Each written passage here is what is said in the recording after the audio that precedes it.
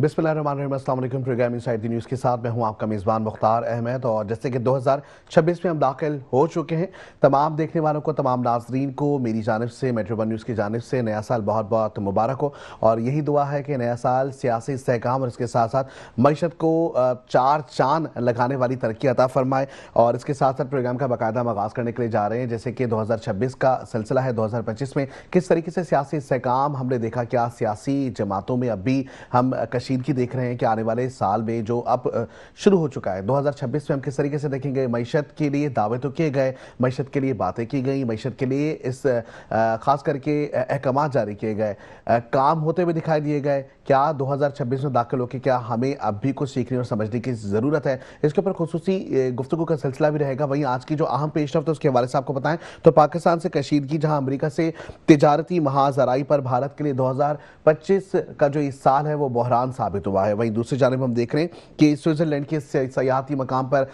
गुज़िश्ता रोज होने वाला एक वाकया, जिसमें अब तक 40 अफराद जहाँ भाग हो चुके हैं। इसके साथ साथ जो नई मईशत के हवाले से बातचीत की जा रही है, जो बताया जा रहा है, मौशी अशारिये की बात करें तो भारत से मईशत के हवाले से पाकिस्तान 2025 में आगे दिखाई दिया। क्या इसी हवाले से इस वक्त हमारे साथ मौजूद है नुसरत भाई साहबा, PTI साहब का तारुक है। वेलकम करेंगे अपने प्रोग्राम में। अस्सलाम वालेकुम सर। जी वालेकुम सलाम। नुसरत भाई साहबा, सबसे पहले तो आपको बहुत बहुत मुबारक हो नया साल। और नए साल के साथ साथ हम ये देखते हैं कि जी नई तरक्की के लिए जो है वो मंसूबे बनाए जा रहे होते हैं। हम ये भी देख रहे होते हैं कि जी सियासत के अंदर जो है वो इस्तेकाम का लफ्ज़ इस्तेमाल किया जा रहा होता है, लेकिन अब तक सियासत में इस्तेकाम आता हुआ दिखाई नहीं दे रहा। और ख़ास करके जो PTI जमात है उसके बारे से अगर मैं बात करूँ तो 2025 में भी हमने देखा, अब 26 शुरू हो रहा है, तो क्या मुज़ाकराती मामलात आगे बढ़ेंगे? बिस्मिल्लाहिर्रहमानिर्रहीम, बहुत शुक्रिया अपने प्रोग्राम में मुझे इनवाइट करने का। देखें, पहले तो खैर आपको भी मुबारक हो नया साल, और बहुत शुक्रिया। तमाम सुनने वालों को, देखने वालों को, और बल्कि पूरी दुनिया को मुबारक हो नया साल। अल्लाह करे कि ये वाला साल पिछले साल से डिफरेंट हो और हमें और हमारी आवाम को, बल्कि तमाम मुसलमानों को, पूरी दुनिया में उनको एक रिलीफ मिल रहा हो, क्योंकि जिस किस्म के हालात इस वक्त हैं वो बहुत ज़्यादा ख़राब हो गए हैं, स्पेशली मुसलमानों के लिए। मुसलमान मुल्क आपस में लड़ना शुरू हो गए, जो कि बहुत ही जिसे कहना चाहिए अलार्मिंग चीज़ है। तो बस ठीक है, इंशाल्लाह अगले साल तवक्को ही की जा सकती है ना, उम्मीद की जा सकती है कि पिछले साल की जो तमाम नेगेटिव चीज़ें हैं वो ख़त्म हो जाएंगी और हम लोग इंशाल्लाह पॉजिटिविटी की तरफ लेके चलेंगे इस। ठीक है नुसरत भाई साहबा, दूसरी जानिब PTI जमात की अगर हम बात करें, 2025 में जो हुआ, जो होना था या जो नहीं भी होना था वो भी हो गया। 2026 में अगर हुकूमत की जानिब से मुज़ाकरात की पेशकश की जाती है तो क्या आपकी जमात उस मुज़ाकरात के लिए तैयार है? देखिए, खान साहब ने जो अथॉरिटी दी हुई है वो दो लोगों को दी हुई है, अचक साहब को और मौलाना नासिरुद्दीन को। तो ये लोग वो लोग हैं जो बात कर सकते हैं, जिनके अंदर हिम्मत है। ये लोग डरने वाले नहीं हैं, और इंशाल्लाह अगर जो भी बातचीत करेंगे तो वो ठीक बेसिस पे कर रहे होंगे, कहीं पे डर नहीं रहे होंगे, कहीं पे अपॉलोजेटिक नहीं होंगे, कहीं पे माफ़ी नहीं मांग रहे होंगे, बल्कि भीख नहीं मांग रहे होंगे। तो खान साहब का फैसला यानी समझते हैं बिल्कुल सही है कि उनको अपोजिशन लीडर्स बनाया गया है सेनेट में और असेंबली में, तो वो उनको अथॉरिटी भी दी है कि वो बात कर सकते हैं। लेकिन बात में कंप्रोमाइज कहीं नहीं होगा, बात में कहीं हम झुक के नहीं आ रहे होंगे, हम उनसे भीख नहीं मांग रहे होंगे, हम उनसे कोई इस तरह की चीज़ नहीं मांग रहे होंगे, क्योंकि आपको पता है जिनसे मुज़ाकरात हो रहे हैं वो लोग अपनी सीटों पे नहीं आए हुए, वो जीत के नहीं आए हुए। खैर वैसे ये लोग कभी भी जीत के नहीं आते, अगर इनका पिछला सारा बैकग्राउंड देखा जाए, जहलत के ज़माने से लेके आज तक, कि वो कभी भी जीत के नहीं आए, इनको जिताया गया, हमेशा जनरल ने इनको जिताया।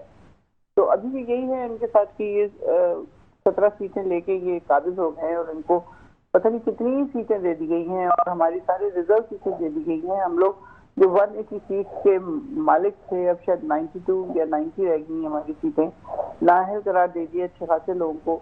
और बहुत ही पैथेटिक और जिसे कहना चाहिए बुरा सलूक हुआ है हम लोगों के साथ, जो कि शायद हिस्ट्री में पाकिस्तान की क्या दुनिया की कहीं नहीं हुआ होगा। जो हमारे MNAs पार्लियामेंटेरियंस के साथ हुआ कि उन्हें घसीटा गया, उन्हें अंधेरे में पता नहीं क्या क्या नहीं किया गया, लोगों के साथ के मारा गया, जी।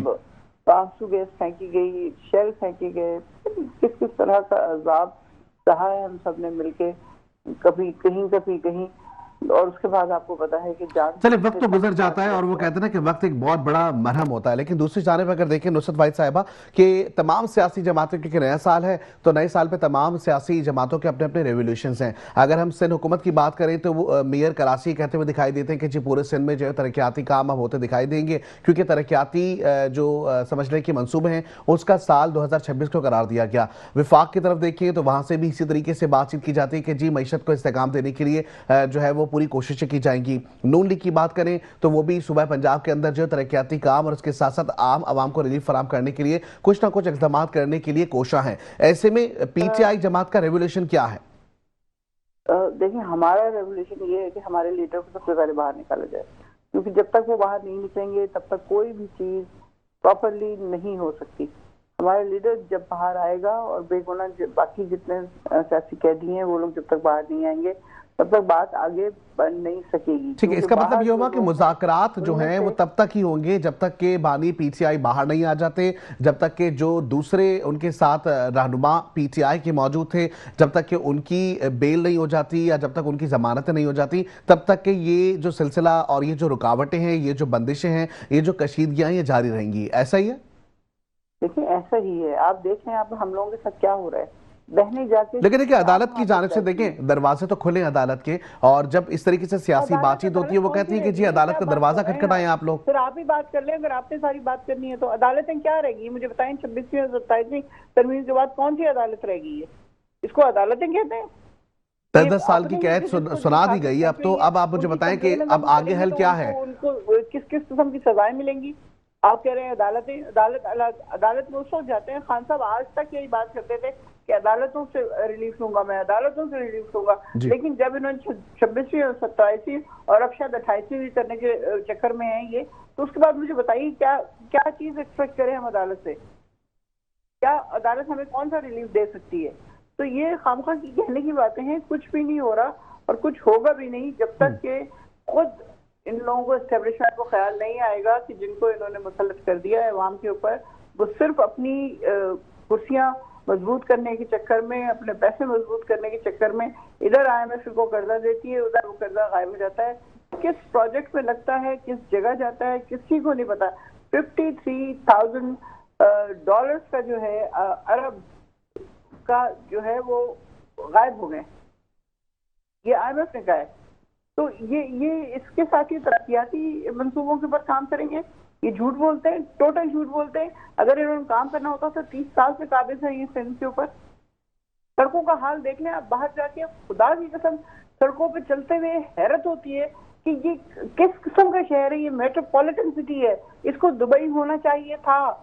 दुबई को हमने बना के आसमान पे पहुंचा दिया, और जो असल में जिस शहर को तरक्की करनी चाहिए थी उसको उठा के गारत कर दिया हमने। तो ये कुछ कर सकते हैं? मुझे बताइए, वो पंजाब वाले कुछ कर सकते हैं? पंजाब की माँ जो है बहुत ही बड़ी क्या मैं बोलूँ उस औरत को कि वो सैलाब जदगान को जाके 150 रुपए का थैला दे रही है, जिसमें से 120 रुपए का थैला है और उसके अंदर 70 रुपए का बिस्किट पड़े हैं। ये मदद हो रही है। और फिर हर चीज के ऊपर तस्वीर, हर चीज के ऊपर तस्वीर, हर चीज के ऊपर तस्वीर, इवन कब्रिस्तान में तस्वीर, टॉयलेट के बाहर तस्वीर, जो गार्बेज उठाते हैं गाड़ियां उसके बाहर तस्वीर। तो ये इससे तरक्की होगी? अरबों रुपया से जाया हुआ जा रहा है। अखबारों में आधे पेज का नहीं बल्कि पूरे पेजेस के इश्तेहार दिए जाते हैं। ठीक। अच्छा, आपके दौरे हुकूमत में भी जब पीटीआई की हुकूमत थी तब हम दूसरी ओपोजिशन में जो हुकूमतें बैठी थी वो भी यही कहते थे कि अरबों रुपए के बजट पास किए जाते हैं लेकिन वो लगते नहीं है। बिल्कुल एग्जैक्टली, लगते कहाँ है? 1-1 अरब रुपया एक ही कैबिनेट को दे दिया जाता है जी तरक्याती काम। उसे करना है तरक्याती काम, उसे अपनी जेब में डालने और बाहर भेज देने पैसे। कोई भी इंसान यहाँ पे पाकिस्तान में इस वक्त काम नहीं कर रहा। इवन हमारे पीटीआई के जो लोग हैं जिनको हमने लीडर्स बना के आगे किया था, दे आर ऑल कॉम्प्रोमाइज। बिल्कुल almost all of them are compromise. ठीक है, अब कॉम्प्रोमाइज चलें, एक जानिब कॉम्प्रोमाइज होता हुआ हमें दिखाई दिया, तो दूसरी जानिब ये बताएं कि फिर पीटीआई जमात खुद कहाँ एग्जिस्ट करती है? मुझे नहीं समझ आई आपने क्या कहा, प्लीज दोबारा बोलिए। अब जिस तरीके से आपने कहा कि जी आपकी ही जमात के लोग हैं जो कॉम्प्रोमाइज कर रहे हैं, अगर सिर्फ कॉम्प्रोमाइज ही कर रहे हैं तो फिर पीटीआई जमात खुद कहाँ एग्जिस्ट करती है? पीटीआई जमात खान साहब के साथ, पीटीआई इमरान खान पीटीआई, बस। ठीक है, मतलब अगर पीटीआई का हम मुस्तकबिल देखते हैं 2026 में अगर कुछ भी नया चेंज हमें नजर आएगा, उसके लिए तमाम तर सूरत हाल में पूरी जमात एक ही चीज़ पे जो है वो फोकस की हुई कि बानी पीटीआई को जेल से रिहाई मिलनी चाहिए और सियासी जो मामलात में जितने भी सियासी लीडरान आपके हैं उनकी रिहाई का मुतालबा आप लोग कर रहे हैं। 2026 में भी यही सिलसिला आप लोगों का रहेगा, बिल्कुल बिल्कुल। ठीक है, बहुत शुक्रिया नुसरत वाहिद साहिबा। हर शहर में बहुत शुक्रिया नुसरत वाहिद साहिबा, आपका मौक़िफ़ भी सामने आ गया। जिस तरीके से सियासी कशीदगियाँ बढ़ती हुई दिखाई दे रही हैं 2026 में भी हमें देख रहे हैं कि जी मुख्तलिफ जमातें एक जानिब तो रहेंगी, लेकिन उसके साथ साथ हम ये देख रहे हैं कि जी जहाँ पर दूसरी जानिब तरक्याती मनसूबों की हम बात कर रहे हैं, जिस तरीके से हम कह रहे हैं कि जी ख़ास करके सियासी इस्तेहकाम की बात करें तो ये सियासी इस्तेहकाम और इसके साथ साथ मईशत को जो मईशत के अंदर बढ़ती हुई हम देख रहे हैं कि जी एक दौड़ है, उसमें अगर मुल्क पाकिस्तान को अपना नाम बनाना तो ज़रूर सबको मिलकर इनफरादी तौर पर तवज्जो के साथ साथ एक दूसरे के साथ मिलकर जो है वो हाथ से हाथ मिलाकर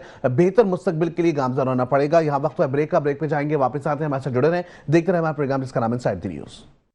welcome back to the show. जैसे कि प्रोग्राम में गुफ्तगू का सिलसिला जारी है, तरक्याती साल तो कहा जा रहा है कि इसके ऊपर अमल दरामद होगा, वहीं दूसरी जानब हम देख रहे हैं कि नए साल में नई खुशियां बांटने के लिए हुकूमत की जानिब से, विफाक की जानिब से पेट्रोल के प्राइसेस कम किए गए हैं, गालिबन 8 रुपये 57 पैसों की कमी की गई है। वहीं दूसरी जानब हम देख रहे हैं कि सिंध हुकूमत के जो बड़े बड़े हम कहेंगे कि जी जो प्लान्स हैं, जो बड़े बड़े उन्होंने शहरी कराची के लिए मनसूबे बनाने का ऐलान किया है, उसमें सबसे बड़ी चीज़ 2026 का जो पहला गिफ्ट है वो डबल डेकर की फॉर्म में बसेस का इस वक्त कराची की सड़कों पर लाए हैं। लेकिन सवाल वही बनता है कि ईवी बसेस हों या डबल डेकर बसेस हों, क्या इंफ्रास्ट्रक्चर इस लिहाज से हमारा मौजूद है कि हम उन बसों को या उस डबल डेकर को जो है वो रोड पे लेकर आए, रोड पे लाने के बाद वो एक तहफ़्फ़ुज़ वाले माहौल में, एक ऐसे माहौल में जहाँ पे उसे किसी किस्म का कोई नुकसान ना हो, क्या इस तरह के रोड या इस तरह के हमारे पास स्ट्रक्चर मौजूद है? इस पर खुसूसी गुफ्तगू का सिलसिला जारी रहेगा।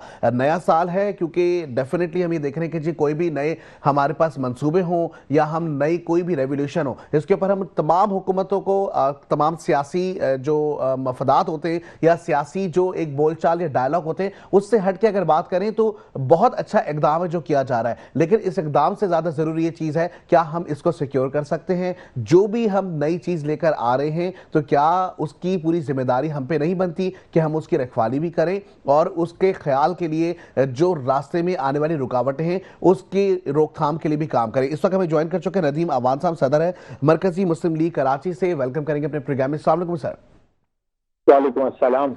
नदीम साहब, तमाम तर सूरत हाल सबके सामने है। 2025 गुजर चुका है, बहुत से दावे, बहुत से वादे, बहुत सी शहादतें की गई, कुछ चीज़ें मुकम्मल होती भी दिखाई दी गई, लेकिन कुछ पर अमल दरामद होता हुआ दिखाई नहीं दिया गया। ऐसे ही हाल हम हर सूबे की मैं बात करूं, वहीं अगर सूबा सिंध की बात करूं तो अब डबल डेकर बसेस के लिए बड़े बड़े ऐलानात हो गए हैं। सर, किस तरीके से देखते हैं कि हम मंसूबे बनाने के लिए नई नई चीज़ें लेकर तो आ रहे हैं, इसकी जो खास करके अगर हम लॉन्ग टर्म पे जाएं, लॉन्ग टर्म पे देखें, इसको महफूज बनाने के लिए कि हमारे पास और भी कुछ इक़दाम हमें करने की ज़रूरत है? ओके सर, बहुत शुक्रिया। आपने 2025 की बात की और कराची की बात की। मैं कराची का शहरी हूँ, कराची में पैदा हुआ हूँ। हम जब लाहौर जाया करते थे वहाँ टांगे चला करते थे, और हम अब जब लाहौर जाते हैं तो हम वहाँ देखते हैं कि मेट्रो बसें चल रही हैं, ऑरेंज लाइन ट्रेन चल रही है, वहाँ पे बेहतरीन सड़कें हैं, बेहतरीन इंफ्रास्ट्रक्चर है। मगर जब मैं कराची को देखता हूँ तो कराची के अंदर सड़कें धुला करती थी। कराची की जो यहाँ पे सर्कुलर रेलवे चला करता था, कराची के अंदर ट्रांसपोर्ट मौजूद होती थी। ये डबल डेकर बसें तो कराची में पहले भी चला करती थी, 65 के बाद जब ये मामला हुआ। आज ये हमें कहते हैं कि चंद बसें आ गई हैं और कराची का इंफ्रास्ट्रक्चर जो है शायद इसके साथ बदल जाएगा। अब तो चंची रिक्शे हैं जो कराची के शहरियों को एक तरफ से दूसरी तरफ लेके जा रहे हैं। पब्लिक ट्रांसपोर्ट की तो सहूलत ही मौजूद नहीं है। आप सिर्फ शारा फैसल के ऊपर डबल डेकर बस चला के कराची वालों को ये बताना चाहते हैं कि अब तुम्हें सफरी सहूलत मिल गई है। कराची तो बहुत बड़ा है, 7 अजला के ऊपर मुश्तमिल ये शहर है, 3 करोड़ की आबादी है। ये चंद बसें, आप सफारी बसें तो चला सकते हैं, आप सियाहत के लिए लोगों को तो ये दिखा सकते हैं, मगर कराची के शहरी जिसने रोजाना अपने घर से दफ्तर जाना है, मार्केट जाना है, अपने एक इलाके से दूसरे इलाके में जाना है, तो ये चंद डबल डेकर बसें हैं और वो भी सिर्फ शारा फैसल पे, उसमें क्या करेगा? शारा फैसल पे तो इस वक्त रेड बस पहले भी चल रही थी, और ना इस शहर में इस वक्त बस स्टॉप मौजूद हैं और ना ही इस 12,000 बसें इस वक्त कराची की जरूरत है। और वहां पे आप चंद दर्जन बसों को लाकर इस बात का इत्मीनान करें कि हम नए साल में दाखिल हुए बहुत कामयाबी के साथ। मैं अल्लाह से दुआ करता हूं कि अल्लाह 2026 को अहले कराची के लिए खुशियों का साल बना दे।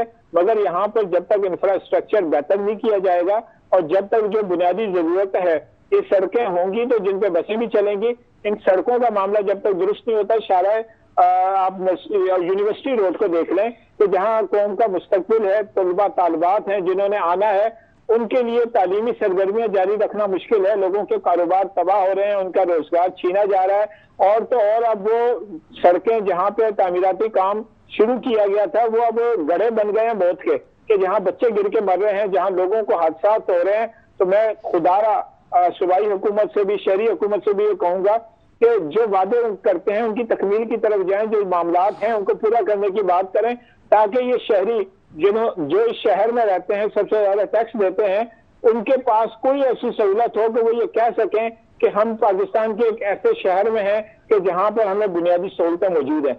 तरक्की इसका नाम नदीम अमान साहब, दूसरी जानिब नदीम अमान साहब, जिस तरीके से आप कह रहे हैं कि जी सहूलियात जो है वो बुनियादी देनी ज्यादा अहम है, ये बात हम भी जानते हैं, आप भी जानते हैं, लेकिन सर ऐसा नहीं है कि अगर किसी चीज का इनिशिएटिव लिया गया है और बड़ा पॉजिटिव इनिशिएटिव है, डबल डेकर बसेज आई हैं, तो खैर मकदम तो करना चाहिए। सर खैर मकदम कर रहा हूँ कि जो कराची आएगा और एयरपोर्ट से जो है ना ये हवाई टावर तक शारा फैसल पे चलेगा, वो ये तो कह सकता है कि चौड़ी सड़क पे डबल डेकर बस पे मैंने यादगार सफर किया है, मगर अहले कराची इससे क्या इस्तेफादा करेंगे? सवाल तो यह है। कराची के, औरंगी के लोग, कोरंगी के लोग, बल्दिया के लोग, मलीर के लोग, दीगर इलाके के लोग, उनको क्या करना पड़ेगा? आप उनको उनकी सड़कें दें, आप पब्लिक ट्रांसपोर्ट दें, आप उनके मामलात को बेहतर करें। जो रेड लाइन मंसूबा था उसको मुकम्मल करने की जो तरतीब है उसको करें। जो आपके अगले मंसूबे हैं जिसके ऊपर 21 किलोमीटर चलना था तो 1 किलोमीटर के बाद आपका मंसूबा रुक गया, उसके ऊपर तवज्जो दें। मैं कहता हूँ सड़कें मौजूद होंगी तो ये बहुत अच्छा इकदाम है, हम इसको वेलकम करते हैं। मगर सिर्फ लॉलीपॉप ना देना, आप चंद बसें देके 3 करोड़ की आबादी को ये कहेंगे कि काम मुकम्मल हो गया, ये ज्यादती है। जिस शहर को 12,000 बसों की जरूरत है वहां चंद बसों पर टरखाया ना जाए। ठीक है, दूसरी जानब ये भी देख रहे हैं नदीम अमान साहब कि जिस तरीके से डबल डेकर बसेस के हवाले से अगर हम बात करें, विफाक की जानिब से तो हमें एक तोहफा मिला है पेट्रोल की फॉर्म में, जिसमें बताया जा रहा है कि जी खास करके 8 रुपये कुछ पैसे जो है उसमें कमी की गई है। सर ये भी तो हुकूमत की जानिब से एक अच्छा इकदाम ही है। सर मैं कहता हूँ कि जो हुकूमत के अच्छे इकदाम है उसको वेलकम करेंगे। 2025 मैं समझता हूँ कि मजमूई तौर पर पाकिस्तान के लिए अच्छा साल साबित हुआ, माशी तौर पर भी, और इसी तरह जो बुनियादी महसूस हुआ दिफाई तौर पे भी पाकिस्तान का दुनिया भर में जो इमेज जो है वो बेहतर हुआ।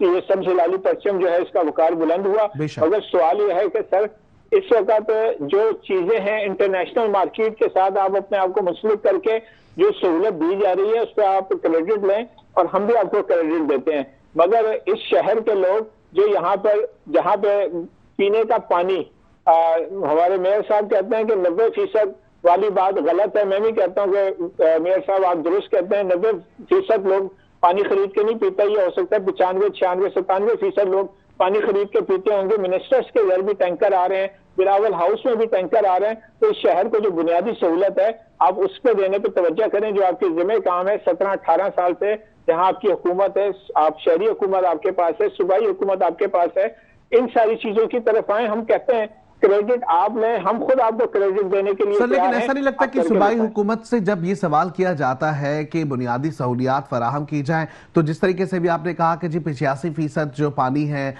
वो लोग खरीद के पी रहे हैं, या जो भी XYZ रेशियो हो, अगर इस पर भी बात की जाती है तो सवाल यही सूबाई हुकूमत की जानिब से किया जा रहा होता है कि विफाक की जानिब से फंड्स नहीं मिलते या तो K4 मनसूबे में काम होता दिखाई नहीं देता। अच्छा जनाब, बात यह है कि सूबाई हुकूमत भी आपके पास है, पिछले 17-18 साल से है, और दीगर सूबों ने भी वफाक से जो अपना हक लेने की तरतीब थी, फंड्स तो सूबों को मिल रहा है, सूबों की तकसीम भी हो रही है। जिन कामों के ऊपर आपके पास इख्तियार है आप उसके ऊपर भी अपनी बात कर सकते हैं। मैं कहता हूं कि देखें, जहां काम होता है काम नजर आता है। आपने जो काम किया जो नजर आता है हम उसके ऊपर बिल्कुल तायीद करते हैं कि ये काम है, मगर जब काम नजर ना आ रहा हो और उस काम के ऊपर शहरी बिलबिला रहे हों, परेशान हों और मैं कहता हूं कि कराची बिल्कुल लावारिस बना के रख दिया गया है कि यहाँ पर टैक्स सबसे ज्यादा आप देते हैं, आपको बिजली नहीं मिलती, आप सोलर लगा लें, पानी नहीं मिलता, बोरिंग करवा लें, आपको सिक्योरिटी का मसला, प्राइवेट सिक्योरिटी गार्ड रख लें, आपको गैस नहीं मिलती, सिलेंडर ले लें, आपको तालीम का मसला, आप प्राइवेट स्कूल में चले जाएं, आपके लिए सेहत का मसला, प्राइवेट हॉस्पिटल में चले जाएं। मैं कहता हूं कि यहाँ पे हुकूमत नाम की चीज होगी ना कोई। शहरी इस वक्त क्यों परेशान है? मुझे किसी ने कहा था कि आप कुछ ज्यादा मुबालगा कर रहे हैं। मैंने कहा यार मेरी बात को छोड़ें, आप शहर में निकल जाएं किसी भी शहरी से। मैं आपसे कहता हूं कि कैमरा माइक आपके पास है, आप अपना रोड सर्वे करके देख लें कि शहरी इस वक्त किस सूरत हाल से दो चार हैं। और मैं कहता हूं आज नए साल का पहला दिन है, मैं उम्मीद रखता हूं कि अल्लाह करे ये साल अहले कराची के लिए अच्छा साल साबित हो। हम अपने अल्लाह से एक अच्छी उम्मीद रखते हैं, मगर मैं इस हुकूमत से भी तो मुतालबा करना चाहूंगा कि जो आपके करने के काम हैं उन कामों को करें, क्रेडिट लेने की बात ना करें कि आप चंद मंसूबों के ऊपर जब काम शुरू करते हैं तो उसके ऊपर तशहीर इतनी ज्यादा कर लेते हैं। ऑरेंज लाइन का जो मंसूबा था बनारस वाला, उसमें 2.5-3 किलोमीटर के ऊपर आपने कितना सारा क्रेडिट ले लिया। अभी ये जो बस आ रही है इसके ऊपर तशहीर के ऊपर कितना आपने क्रेडिट ले लिया।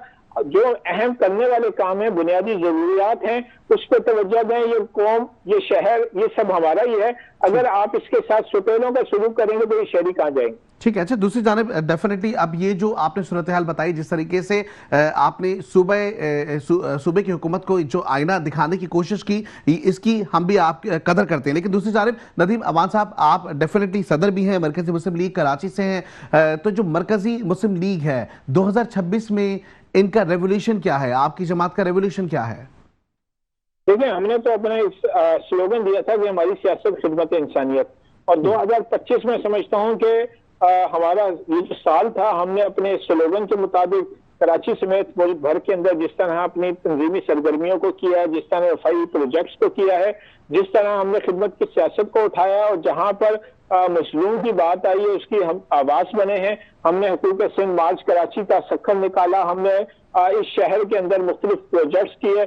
यहाँ पे डंपर्स का मामला आया तो हमने कराची के तमाम स्टेक होल्डर्स को अपने साथ जमा किया। यहाँ पे आवाम को सहूलत देने की बात आई तो वहां पे हमने तरतीब बनाई।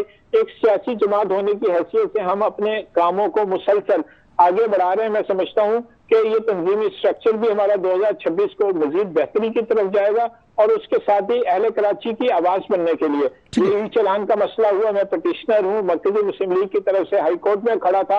हम सड़कों पे भी मौजूद हैं, हम कानून का दरवाजा भी खटखटा रहे हैं, हम आवाज भी उठा रहे हैं। और मैं समझता हूं कि इस वक्त जरूरत है कि कराची वालों के लिए एक मजबूत आवाज उठाई जाए ताकि इनको इनका हक मिल सके। ठीक है। दूसरी जानिब मईशत की अब जब बात कर ही रहे हैं, जहां एक जानिब इंफ्रास्ट्रक्चर की बात की, वही मईशत के बारे से अगर देखें तो अब भी ये कहा जाता है कि जी भारत मईशत में 2025 में पीछे रह गया, हम उससे आगे रह गए। तो क्या हमारी ये क्या सियासी टर्मिनोलॉजी है? क्या हम सिर्फ भारत से ही मुकाबला करेंगे या हम आगे और दूसरे जो मुल्क हैं, ममालिक हैं, उनके साथ भी हम अपने आप को कंपेयर करने की कोशिश करेंगे? दूसरी जानिब जिस तरीके से मईशत के बारे से बात की जा रही है तो 2026 में सर आपको लगता है कि शहरी कराची में जहां पर भत्ताखोरी का बाजार कर में आज से एक हफ्ते कबल भी हमने देखा कि जी जहां रियल एस्टेट सेक्टर को एक बहुत बड़ा धचका मिला, धमकियां मिली और भत्ताखोरी के हवाले से जो है वो मुतादिद वाकयात भी सामने आए, तो सर ऐसे में हुकूमत की क्या जिम्मेदारी बनती है?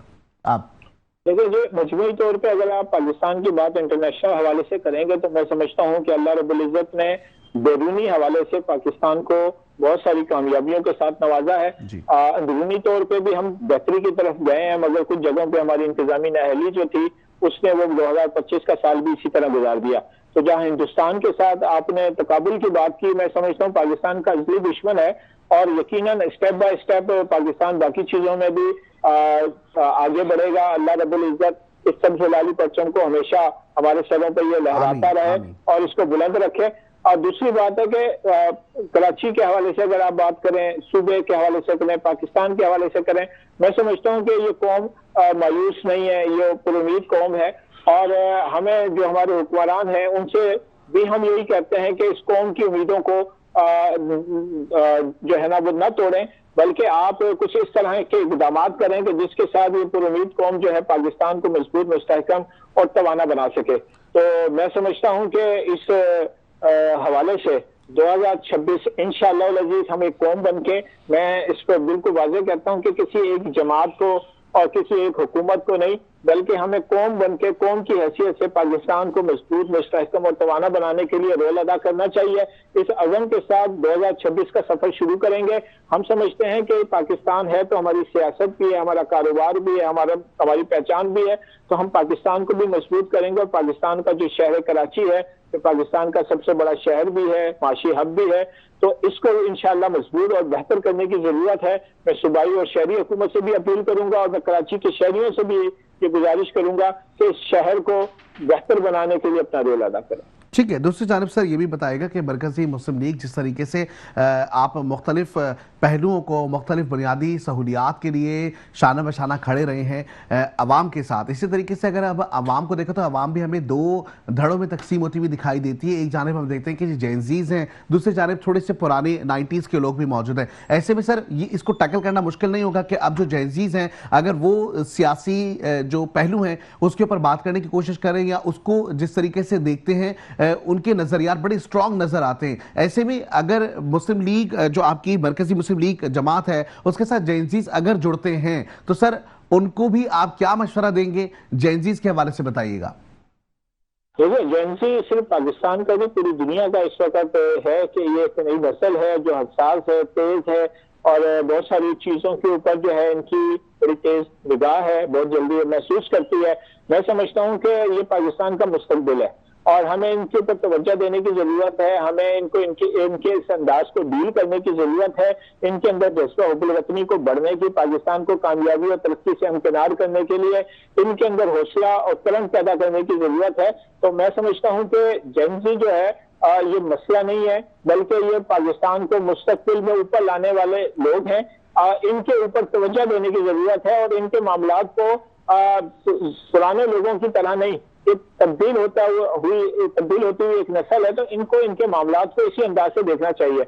मरकजी मुस्लिम लीग इस हवाले से यहाँ पे ये भी तो एक सवाल ये भी बनता है, बात करूंगा कि मरकजी मुस्लिम लीग इस वक्त जेनजी के लिए अपने खुसूसी प्रोग्राम है, IT के हवाले से, AI के हवाले से, मुख्तलिफ गेम्स के हवाले से, चीजों के हवाले से हम इनके लिए मुख्तलिफ इक़दाम कर रहे हैं ताकि पाकिस्तान के हवाले से इनके अंदर वो जो करंट है उसको जो है ना मुसलसल जारी रखा जा सके और पाकिस्तान से बाहर जाने के बजाय पाकिस्तान को मजबूत बनाने के लिए अपना रोल अदा कर सकें। ठीक है सर, बहुत शुक्रिया। नदीम अवान साहब, सदर मरकजी मुस्लिम लीग आपका ताल्लुक है कराची से, और डेफिनेटली जिस तरीके से हम देख रहे हैं कि सियासत मुख्तलिफ होती हुई दिखाई दे रही है, जिस तरीके से दौर मुख्तलिफ हो रहा है, 2026 में हम दाखिल हो चुके हैं, वहीं हम देखते हैं कि जी बुनियादी सहूलियात से महरूम होता हुआ शहर कराची है जहाँ पे जेनजीज की एक बड़ी तादाद भी मौजूद है। और हम ये भी देख रहे हैं और उम्मीद ये भी करते हैं कि जी आईना दिखाने की जरूरत किसी को नहीं होगी, सब जो है वो बहुत अच्छे तरीके से तमाम चीजों से वाकिफ भी हैं और ऐसे में आने वाले वक्तों में कुछ नए इनकलाब भी आ सकते हैं। ऐसे में हुकूमत की भी जिम्मेदारी है और इसके साथ साथ तमाम वो मुतालिका इदारे जो कि इंफ्रास्ट्रक्चर पे या इंतजामिया की सूरत में काम करते हुए दिखाई देते हैं, उन पे ये फर्ज है, उन पे ये लाजिम है कि वो कुछ ना कुछ ऐसा अच्छा कर सके ताकि आने वाले वक्तों में तमाम लोगों के लिए आसानियां भी हों और आईना दिखाने की जरूरत ना हो। या वक्त है ब्रेक का, ब्रेक पे जाएंगे, वापस आते हैं हमारे साथ जुड़े रहें, देखते हैं हमारा प्रोग्राम जिसका नाम inside the news. Welcome back to the show. जैसे कि प्रोग्राम में गुफ्तगू का सिलसिला जारी तरक्याती मंसूबों के हवाले से, और इस वक्त हमें ज्वाइन कर चुकी हैं उस्मा कामरान साहिबा, पीपल्स पार्टी से आपका ताल्लुक है। वेलकम करेंगे अपने प्रोग्राम में। अस्सलाम वालेकुम मैम। वालेकुम सलाम। उस्मा कामरान साहिबा, सबसे पहले तो हम आपको खास करके नए साल पे मुबारकबाद भी देंगे और नए तरक्याती कामों के लिए हम देख रहे हैं कि पीपल्स पार्टी मुतहरिक हो चुकी है। तो सर मैम ये बताइएगा कि जो ये नई तरक्याती मंसूबों का जो एक जाल बिछाने के लिए आप लोग जा रहे हैं 2026 में, क्या क्या इक़दाम करने जा रहे हैं शहर कराची और पूरे सूबे के लिए? बिल्कुल, ये मैं ही कहूँगी कि हमारी आवाम के लिए जो है न्यू ईयर का गिफ्ट है। शाजी इनाम मेमन का डबल डेकर बस मंसूबा शहरी ट्रांसपोर्ट को जदीद और आवाम दोस्त बनाने की एक मुस्बत कोशिश है। इससे न सिर्फ देखें कराची जैसे गुंजान शहर में सफरी सहूलत बेहतर होगी, बल्कि ट्रैफिक दबाव और माहौलियाती आलूदगी में भी काफी फर्क आएगा। ये मंसूबा पीपल्स पार्टी की मैं कहती हूँ कि अमली कारकर्दगी और अवामी फलाह का विजन है और इसकी अक्कासी करता है। और इसके लिए देखिए शहर कराची के लिए बहुत बेहतरीन चीज है कि हम जो है डबल डेकर बस लेके आ रहे हैं। हम उन शहरों में शुमार हो रहे हैं जो जदीद दौर की सफरी सहूलियात से मौसर हैं और जिनके पास की सहूलियात हैं। तो अल्हम्दुलिल्लाह पाकिस्तान पीपल्स पार्टी जो है अब शहरी कराची के लिए डबल डेकर बस लेके आ रही है, अल्हम्दुलिल्लाह। ठीक है उस्मा साहिबा, दूसरी जानिब हम ये भी देख रहे हैं कि जी दूसरी जो सियासी जमातें हैं उनकी जानिब से तनकीद के निश्तर जो है वो बरसाए जा रहे होते हैं। अब जिस तरीके से डबल डेकर बसेस की बातचीत है, वहीं पर ही लोग ये कहते हैं कि जी बारिश अगर थोड़ी सी ज़्यादा हो जाए तो शहर कराची का इंफ्रास्ट्रक्चर काफ़ी ज़्यादा मुतासर होता है। अब ये बसेस आ तो जाएंगी लेकिन सड़कें कहाँ हैं? बिल्कुल आपने बजा फरमाया, इसमें कोई दो राय नहीं है, हम इस चीज़ को एक्सेप्ट करते हैं। और देखिए तरक्याती काम जारी है और अल्हम्दुलिल्लाह काफ़ी सड़कें, काफ़ी रोड ऐसे हैं जो तरक्की के कामों की तरफ गामजन है और इंशाल्लाह बहुत जल्द जो है वो इंफ्रास्ट्रक्चर जो है वो बेहतरी की तरफ ले आएंगे। देखिए जब चीज़ें लाइन अप करनी होती हैं तो उसके लिए मनसूबाबंदी होती है और मनसूबाबंदी अल्लाह का शुक्र है हम कर चुके हैं और उस पर अमल दरामद भी हो रहा है। आप देख रहे होंगे जगह जगह सड़कें बन रही हैं, काफी ऐसे जो है अर्बन एरियाज से जहां पर बहुत टूट फूट का शिकार थी सड़कें, वहां पर भी तेजी से काम जारी है। अभी आपने देखा है मेयर साहब ने जो है एक सड़क का जो है अनाउंस किया है, सतह किया है। तो बहुत सारी चीजें हैं जो आगे बेहतरी की तरफ जा रही हैं। अच्छा उस्मा कामरान साहिबा, जिस तरीके से आपने कहा कि अमली कारकर्दगी, फिर दूसरी जानिब आपने कहा कि जी हम प्लानिंग प्रॉपरली तरीके से कर रहे हैं आगे मंसूबों को पाए तकमील तक पहुंचाने के लिए। ऐसे में 17 साल आपकी हुकूमत रही, अभी ये सारी चीजें क्यों? पिछले 5 सालों से भी लोग हम देख रहे हैं कि बुनियादी सहूलियात के लिए जो है वो आवाम परेशान नजर आए। तो ऐसे में जो अमली कारकर्दगी वाली एक बात है, दूसरी जानिब जो प्लानिंग है, तो क्या 17 साल हमारी प्लानिंग रही है? देखिए 17 साल की अगर मैं बात करूं तो 17 साल को अगर हम रोते रहेंगे तो फिर हम 17 साल तक और रोएंगे। ठीक है ना, हम प्रीवियस वर्क को अगर नहीं देखें तो वो बेहतर है, क्योंकि देखिए कारकर्दगी हमेशा से रही है पाकिस्तान पीपल्स। मतलब 2026 का साल जो है उस्मा कामरान साहिबा वो ये है कि हमें सारी नेगेटिविटी को भूलना होगा, पॉजिटिविटी के साथ आगे सिर्फ अपने काम के ऊपर फोकस करना होगा, ऐसे कहना चाह रही हैं? बिल्कुल बिल्कुल, मैं यही कहती हूँ और मैं यही समझती हूँ कि हमें अपनी सारी जो है नेगेटिव थॉट्स को छोड़ना चाहिए और आगे अच्छे खुशहाल पाकिस्तान, खुशहाल कराची की तरफ देखना चाहिए। 17 साल में मैं ऐसा नहीं कहूंगी कि कोई इनिशिएटिव नहीं लिया गया या तरक्की काम नहीं हुए। कितने सारे ब्रिजेस बने, कितनी सारी सड़कें बनी हैं, शाहराह भुट्टो देख लें, बहुत सारी तरक्याती काम हुए हैं, आप इसको डिनाई नहीं कर सकते। मगर देखें शहर शाहराह भुट्टो तो अभी कंप्लीट नहीं हुई है। देखिए कराची जो है ना ये बिग सिटी है, यहाँ पर कितने करोड़ आवाम है आप अच्छी तरह से जानते हैं ना जी। तो जाहिर सी बात है जब रमा दवा हर चीज रहती है तो उसमें टूट फूट भी होती है, तरक्याती काम होते भी हैं, रुकते भी हैं और हो भी रहे हैं और रुके भी हैं। ऐसा नहीं कहूंगी कि नहीं रुके हैं, मगर बहुत जल्द जो काम रुके में वो इंशाल्लाह कंप्लीट हो जाएंगे और 2026 में हमारा कराची का इंफ्रास्ट्रक्चर बेहतर जो है तर्ज पे चलेगा। अब मैं ये नहीं कहना चाहूंगी, देखिए आज साल का नया दिन है और पहला दिन है कि मैं किसी के ऊपर तनकीद करूं। तनकीद बड़ा इसला कर सकते हैं कि देखिए पिछले प्रीवियस वक्त में जो मेयर्स रहे उन्होंने जो इंफ्रास्ट्रक्चर कराची का बनाया उसको सुधारने में थोड़ा वक्त लगेगा। मेयरशिप में हम अभी आए हैं, पहले हमारी मेयरशिप नहीं थी, ये आप भी सूबाई हुकूमत तो मैम आप लोगों की है ना 17 साल से, फिर मेयरशिप आए ना आए लेकिन जिम्मेदारी तो सूबे की फिर आप ही बनती है। देखिए जिम्मेदारी बनती है, बिल्कुल बजा आपने फरमाया, मैं इसे डिनाई नहीं कर रही हूँ, मगर फिर वही देख लेना कि मेयर है हमारा, मगर हमारी यूसीज हैं, यूसी काउंसिल्स हैं, चेयरमैन हैं। अगर अलग अलग जमातों के चेयरमैन हैं, अगर अलग अलग जमातों के यूसीज काउंसलर्स हैं, उनको हम फंडिंग भी दे रहे हैं, हम मेयरशिप में हैं, मगर फिर भी वो काम नहीं कर रहे, तो इसकी जिम्मेदारी क्या सारी की सारी पाकिस्तान पीपल्स पार्टी के ऊपर आ जाती है? नहीं, ऐसा नहीं होता। अभी आप देख लें रिसेंटली एक मासूम बच्चे की जान गई, बड़ी दिल खदेश वाकया था। मैं भी एक माँ हूँ, अल्लाह पाक उस माँ को सब्र जमील अता फरमाए और आने वाले वक्त में कोई ऐसा हादसा ना हो।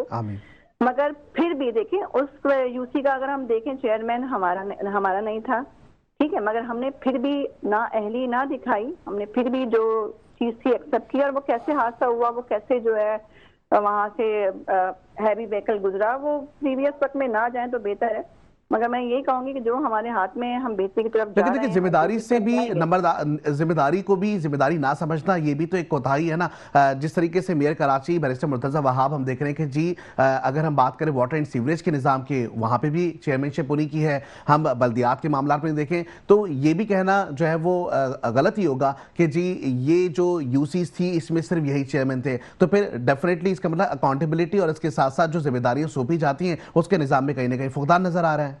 नहीं देखें, मैं बताऊं, देखें कहीं भी कोई भी आप डोमेन बनाते हैं, कहीं भी कोई भी इदारा बनता है, कहीं कोई चीज मिलके बनती है, वो सबके मुशावरत से और सबके साथ बैठने से सब मिलके चलाते हैं। अब मैं सिर्फ अगर किसी ऑर्गेनाइजेशन की एक हेड हूँ और मैं चेयरमैन हूँ अगर, और मेरे जो वर्कर्स हैं वो अलग अलग पार्टी से भी हैं अगर, तो मैं सबके ऊपर अगर नजर नहीं भी रख सकती, तो उनका काम बनता है कि वो अपनी फंडिंग से उन जगहों को प्रिपेयर करें, उन जगहों को देखें, ना एल ना बने। अब देखिए उनको हटा दिया गया ना।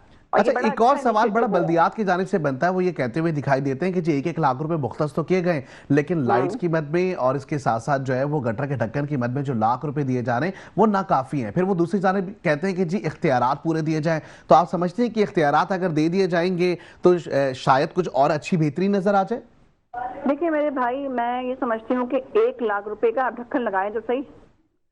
ठीक है ना। यूसी कॉन्सल्स के लिए मैं ये कहूंगी कि 1 लाख रुपए का आप लगाएं तो सही, और आपको मिलेंगे, क्यों नहीं मिलेंगे। आप जाएं, आप तरीके से काम तो करें। देखिए मैं, आप, हम सब पाकिस्तानी हैं, हम सबका फर्ज है अपने शहर कराची को, अपने मुल्क को जो है ना बेहतरी की तरफ लाना। मैं बींगा इस वक्त पॉलिटिशियन बात नहीं कर रही हूँ आपसे, मैं आवाम बन के बात करूँ तो मेरा भी फर्ज बनता है कि मैं अपनी गली मोहल्ले को साफ करूं, मैं अपनी गाड़ी से कचरा ना फेंकूं, चॉपर जो है ना घुमाकर कचरा कुंडी पे ना फेंकूं। ये आपका, मेरा, हम सबका फर्ज है। हमारी आवाम, हमारे हुक्मरान, हमारे मेयर, हमारे चेयरमैन, हम सबका फर्ज है। हम एक दूसरे के ऊपर डालकर अपनी नाअहली को छुपा नहीं सकते, और ना ही हम छुपाते हैं। पाकिस्तान पीपल्स पार्टी दोस्त पार्टी है, हमेशा मुफाहमत की बात की है, अवाम की बात की है, जमहूरियत की बात की है, और हमेशा करती रहेगी। हमारी जान अवाम के यहाँ। बड़ी अच्छी आपने बात की कि कचरा घुमा के ना फेंके, लेकिन उसके लिए जगह भी तो एक मुख्तस की जाए। कचरा कुंडियां तो यहाँ है नहीं शहरी कराची में। क्यों नहीं है? मैं आपको कितनी कचरा कुंडियां गिनवा दूं, क्यों नहीं है मेरे भाई? कचरा कुंडियां हैं, क्यों नहीं है? मगर हमारी आवाम और हमारे जो स्वीपर्स आजाद होते हैं ना, इनको जहमत नहीं होती कि कचरा कुंडी के अंदर जाके कचरा डाल दें। वो दरअसल ना हमें आदत बिगड़ी हुई है। मैंने कहा ना, ये मुल्क, ये शहर कराची हम सबका है, हम सब पाकिस्तानियों का है, हम सबका फर्ज बनता है। मैं अपने हर सुनने वाले भाई बहन, बच्चे, बूढ़े, जवान, सबको ये कहूंगी कि भाई ये मुल्क, ये शहर कराची, सिविक सेंस जो है ना वो सब में होना ज्यादा जरूरी है कि एक शहरी इलाके में अगर आप रह रहे हैं तो वहां पे रहते हुए तमाम चीजों को देखें, कहीं थूकें ना, कहीं जो है वो आप जो है वो शॉपर वगैरह कहीं ना फेंके। लेकिन उस्मा कामरान साहिबा, 2 चीजें बस मैं पूछना चाहूंगा। एक तो आपसे एक आखिरी मैसेज भी लेना, वक्त बहुत ही मुख्तसर सा है, लेकिन अभी जो आप लोगों ने एक तोहफा बड़ा अच्छा सा दिया है, डबल डेकर बस, इसके किरायों का क्या मामलात हैं? क्योंकि हम चाहते हैं कि हमारी आवाम को अगर इतना अच्छा रिलीफ मिला है तो जरा किरायों का भी बता दें कि क्या मामलात हैं, क्या वो भी कम किए गए हैं ताकि लोग अच्छे से सफरी सहूलियात से फायदा उठाएं? देखिए, जो अभी आपने देखा होगा रिसेंटली पिंक बस और अब जो दूसरी बस हमारी चल रही है, रेड बस भी चली है हमारी, तो उसमें भी किराए बहुत मुख्तसर और बहुत कम हैं। तो इंशाल्लाह यही इनिशिएटिव लिया जा रहा है कि जो आने वाली डबल डेकर है उसमें भी किराए आवाम की पहुंच तक जो हो वही हो, आवाम की सहूलियत के लिए हैं ये सारी चीजें। देखें, और वही किराया जो है ना मुकर्रर किया जाएगा जो आवाम को सूटेबल हो। ठीक है। अच्छा, बस आखिर का एक मैसेज हम चाहेंगे, हम आपसे जरूर लें उस्मा कामरान साहिबा, आखिरी मैसेज क्या देना चाहेंगे आवाम के लिए? मैं अपनी पाकिस्तान की तमाम आवाम को, अपने शहर कायद के शहरियों को, अपने भाई बहनों को ये कहूंगी कि ये मुल्क, ये घर, ये कराची हमारा है। सब मिलकर इसमें अपना जो है ना फर्ज अदा करें। एक दूसरे से पे तनकीद, एक दूसरे से लड़ाई झगड़ा ना करें। नया साल है, खुशियां मनाएं, खुशियां बांटें। आने वाले वक्त में हम सब मिलकर इस शहर कराची को सजाएंगे और इसको अमन का गहवारा बनाएंगे इंशाल्लाह। आमीन। बिल्कुल, बहुत शुक्रिया उस्मा कामरान साहब, आप हमारे साथ मौजूद रहे। जैसे कि प्रोग्राम में सियासी तौर पे हम देखते हैं कि इख्तलाफात ज़रूरी हैं, लेकिन इसके साथ साथ अहम बात यह है कि एक पॉजिटिव मैनर्स में रहते हुए अगर 2026 में हम सब एक प्लेटफॉर्म पर होते हुए अगर इस चीज़ को सोचें, समझें कि हम सबको मिलकर शहर कराची के लिए काम करना है, तमाम सियासी इख्तलाफात को एक जानिब रखते हुए अगर भरपूर तरीके से तरक्याती काम पर अमल दरामद किया गया, चाहे वो सियासी कोई सी भी जमात हो, कोई सा भी इलाका हो, लेकिन सब अगर मिलकर इस पर तवज्जो देंगे तो यकीनी तौर पे आने वाला साल शहरी कराची के लिए एक पुरअमन और इसके साथ साथ फलता फूलता हुआ दिखाई देगा। आज के प्रोग्राम में इतना ही। इंशाल्लाह जिंदगी हालात ने दिया साथ होगी। आपसे फिर मुलाकात। अपना बहुत ज्यादा ख्याल रखिएगा। पाकिस्तान जिंदाबाद। पाकिस्तान हमेशा जिंदाबाद रहेगा।